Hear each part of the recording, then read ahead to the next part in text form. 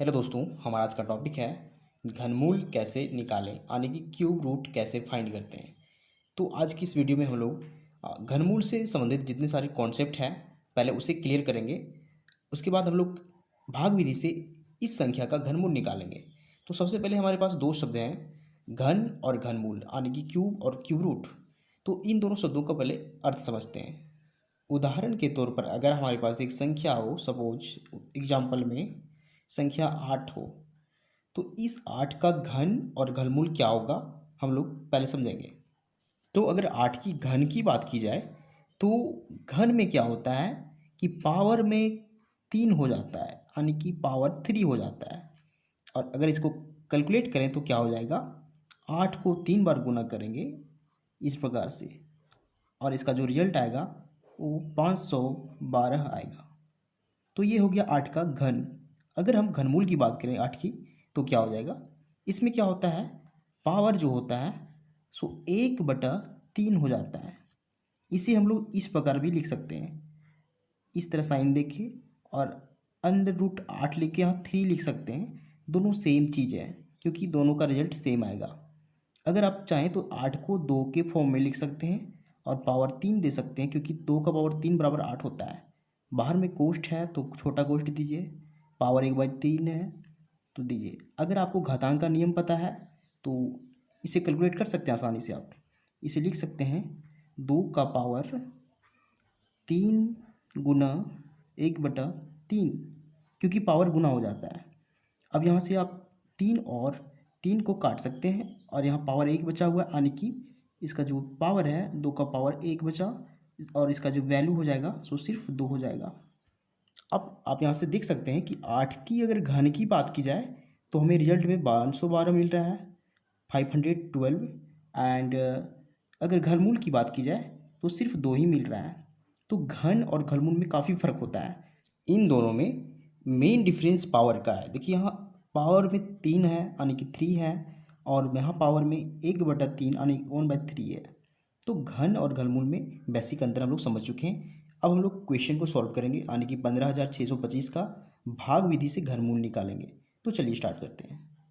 तो हमें 15,625 का घनमूल निकालना है। तो सबसे पहले इसे लिखेंगे 15,625। देखिए घनमूल निकालने से पहले आपको 1 से 9 तक की संख्याओं का घन पता होना बहुत ज़रूरी है। अगर आपको नहीं पता है तो फिलहाल हम इसको नोट डाउन किए हुए हैं, आप वीडियो में देख के आसानी से समझ सकते हैं। चूँकि हम भाग विधि से घनमूल निकाल रहे हैं इसलिए हम भाग का फॉर्मेट बनाएंगे यानी कि इसके दोनों ओर एक लाइन खींचेंगे। अब हमें क्या नेक्स्ट स्टेप में क्या करना है कि इन संख्याओं का पेयरिंग करना है यानी कि ग्रुप बनाना है। तो घनमूल में क्या होता है, हम इधर से घर पेयर करना स्टार्ट करते हैं और 1 2 3 यानी कि 3 अंकों का एक पेयर बनाते हैं, ग्रुप बनाते हैं। नेक्स्ट पेयर क्या हो जाएगा, क्योंकि यहाँ सिर्फ 2 ही अंक बचा हुआ है तो जो बचा हुआ अंक है उसी को हम लोग पेयर बना देंगे। वर्गमूल में सिर्फ 2 अंकों का पेयर बनता है लेकिन घनमूल में 3 अंकों का पेयर बनता है। तो अब हमारा नेक्स्ट स्टेप होगा कि सबसे पहला पेयर जो यहाँ है 15, इसको भागा देना है। तो 15 को हम लोग एक ऐसी संख्या से भागा देंगे जिसका घन आ तो 15 हो आ तो 15 से कम हो। तो देखिए यहाँ 1 से 9 तक की संख्याओं का घन लिखा हुआ है, तो यहाँ चेक कीजिए कि कौन सी संख्या है जिसका घन 15 हो आ तो 15 से कम है। तो देखिए अगर हम 2 की बात करें तो 2 का घन 8 है, और फिर 3 की बात करें 3 का घन 27 है। 27 15 से बड़ी है तो हम लोग छोटी संख्या से ही भाग लगाते हैं यानी कि हम लोग 2 से भाग लगाएंगे तो इसका जो घन है 8 उसे यहाँ लिखेंगे और भागफल में भी हम 2 ही लिखेंगे। तो चलिए लिखते हैं, यहाँ हम लोग 2 से ही भाग लगा रहे हैं और भागफल में भी 2 ही लिखेंगे और इसका जो घन है 8 है उसे यहाँ लिखेंगे। अब हमें क्या करना है, 15 में से 8 को माइनस करना है यानी कि घटा करना है। तो 15 में से 8 जाएगा तो यहाँ 7 बचेगा शेष फल में। और हमें अगले स्टेप में क्या करना है, जो इसके बाद का जो फेयर होता है यानी कि 625 का जो फेयर है उसे नीचे उतारेंगे, यहाँ लिखेंगे 7 के साथ। तो संख्या बन जाएगी 7625। फिर इस पार्ट में ध्यान दीजिए, हमें क्या करना है कि हम पहले जिस संख्या से भागा देते हैं, देखिए यहाँ 2 से भागा दिए हुए हैं, तो इस 2 को हम 3 बार लिखेंगे इस प्रकार से, क्योंकि हम घनमूल निकाल रहे हैं इसलिए हम इसे 3 बार लिखेंगे। वर्गमूल में 2 बार ही लिखा जाता है। और तीनों को हम ऐड करेंगे, यानी कि 2 3 बार लिखा गया है, तीनों को जोड़ेंगे तो इसका जो रिजल्ट आएगा सो 6 आएगा। अब यहाँ हमें एक अंक का जगह खाली रखना है। इस खाली जगह में हम सिर्फ 1 से 9 तक के ही अंकों को लिख सकते हैं। तो अब हम इस जगह पर कौन सी अंक लिखेंगे, इसका निर्धारण कैसे होगा उसे समझना है। अब ध्यान से देखिए, आप जिसे भागा देना है, यानी कि 7625 को भागा देना है, इस संख्या में क्या कीजिए, आप इकाई और दहाई अंकों को निगलेक्ट कीजिए, यानी कि अभी इग्नोर कीजिए। तो बची हुई संख्या जो 76 बच गई है उसे देखिए, उसे नोट डाउन कीजिए 76, और इसे भागा देना है 6 × 2, क्योंकि यहाँ 6 है और भागफल 2 है, तो हम लोग 6 × 2 से भागा देंगे। हम एक तरह से अप्रोक्स वैल्यू यहाँ फाइंड कर रहे हैं, यानी कि यहाँ अनुमान लगा रहे हैं कि यहाँ कौन सी अंक आएगा, तो उसके लिए ये मेथड होता है। तो यहाँ 6 × 2 से भागा दे रहे हैं, तो क्या रिजल्ट आएगा, ऊपर में 76 है, यानी कि ये संख्या 76, और नीचे 6 × 2 यानी कि 12। अब 12 से 76 को भाग देंगे तो ये 6 दशमलव समथिंग आएगा। अब हमें क्या करना है, अब या तो हम यहाँ इस जगह पर, खाली जगह पर 6 को ही लिख सकते हैं, या तो 6 से छोटी संख्या 5 को लिख सकते हैं। आपको ध्यान में रखना है कि हम लोग डेसिमल के बाद जो अंक आएंगे उसको नहीं लेना है, सिर्फ इंटीजर यानी कि पूर्णांक को ही लेना है। तो इसका अर्थ हुआ कि यहाँ या तो हम यहाँ 6 लिख सकते हैं या तो यहाँ 5 लिख सकते हैं। तो अभी तक डिसाइड नहीं हुआ कि कौन सी संख्या लिख सकते हैं, तो उसका भी निर्धारण एक नियम के तहत होता है। तो हम लोग पहले टेस्ट करेंगे, यहाँ 6 लिख के, यानी कि 6 यहाँ लिख सकते हैं या नहीं, इसका टेस्ट करेंगे।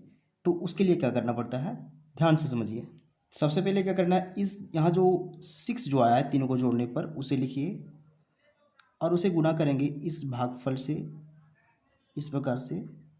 उसके बाद यहाँ जिस संख्या को लिखने वाले हैं, यानी कि हम लोग 6 पे ट्राई कर रहे हैं, टेस्ट कर रहे हैं, तो यहाँ 6 लिखने वाले हैं, और फिर इसके साथ हम 6 को गुना करेंगे क्योंकि 6 लिखने वाले हैं। इन तीनों का प्रोडक्ट जो हो जाएगा वो 72 हो जाएगा, क्योंकि 6 दूना 12, 12 छक 72।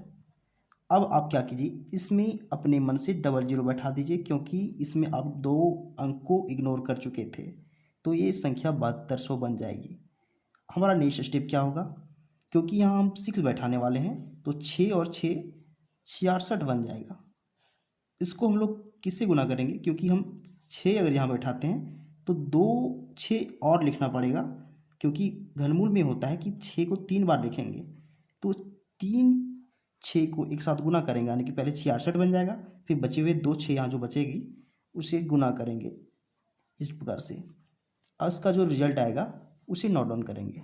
तो इसका प्रोडक्ट जो आ रहा है सो 2376 यानी कि 76 आ रहा है। तो ऊपर वाला जो प्रोडक्ट है और नीचे वाला प्रोडक्ट है, दोनों को जोड़ेंगे यानी कि प्लस करेंगे, तो क्या हो जाएगा, 0 और 6 6 ही होगा, 0 और 7 7 होगा, 2 और 3 5 हो जाएगा, और 7 और 2 9 हो जाएगा। अब देखिए यहाँ जो संख्या मिल रही है 9576, क्या इस संख्या से छोटी है या तो बराबर है, तो नहीं, यहाँ 7625 है, यहाँ हमें 9576 मिल रहा है, ये संख्या इस संख्या से अधिक है। तो इस स्थिति में क्या करेंगे, हम यहाँ 6 ना लिख के अगली बार हम 5 में ट्राई करेंगे, क्योंकि हमें छोटी संख्या से भाग देना होता है। तो चलिए अब हम लोग 5 को यहाँ लिख के टेस्ट करते हैं।